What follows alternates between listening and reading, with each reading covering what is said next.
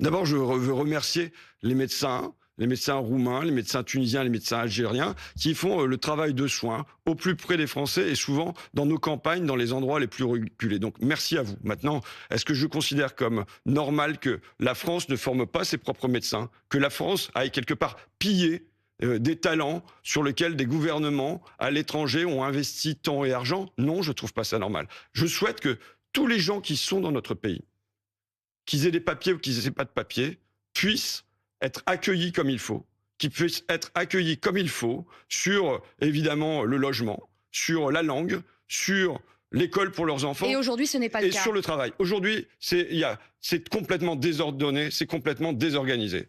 Donc je dis que je veux l'accueil plein et entier pour les personnes qui se trouvent sur le territoire français. Mais non à une immigration excessive pour le travail. En revanche, je refuse le plan d'importation massive de main-d'œuvre étrangère sur les services que programme par exemple le MEDEF, puisqu'il dit voilà, il nous faut plus de 5 millions de travailleurs étrangers et là-dessus, il y en aura 1,5 million naturellement, il en faut 3,9 millions. Vous dites quoi, François Ruffin? La gauche sur ce point-là a été quoi, trop naïf ces dernières années? Parce que vous comprenez que ça puisse, chez vos amis des insoumis, heurter ou en tout cas surprendre. Mais je le dis parce que vous savez mon attachement au métier de service, auxiliaire de vie, femme de ménage, et je vois bien comment le patronat des EHPAD, il réclame de la main-d'œuvre subsaharienne pour venir sur ces métiers-là. Je dis non, construisons pour ces métiers-là, statut et revenu. Mais en fait, je m'inscris dans une grande tradition. Vous savez, Madame Chantrey, qui disait ce que nous voulons pas, c'est que le capital international aille chercher la main-d'œuvre sur les marchés où elle est la plus avide, humiliée, dépréciée,